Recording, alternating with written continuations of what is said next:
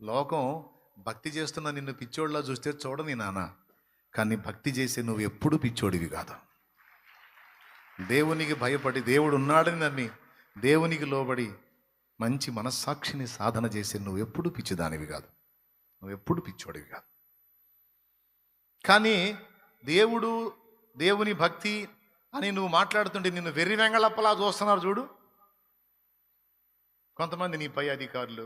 ఎవడా నువ్వు ఊరగా దేవుడు అనుకుంటా అంటాడు. అంటే వాడి దృష్టిలో నువ్వు చాదస్తు పొడి వెర్రి వెంగళప్పవి. కానీ రివర్స్, నువ్వు కాదు, నిన్ను వెటకారం చేసే వాడు వెర్రి వెంగళప్ప. వాడిది చాదస్తం, నీది కాదు. నువ్వు జ్ఞానంగా అడుగులేస్తున్నావు.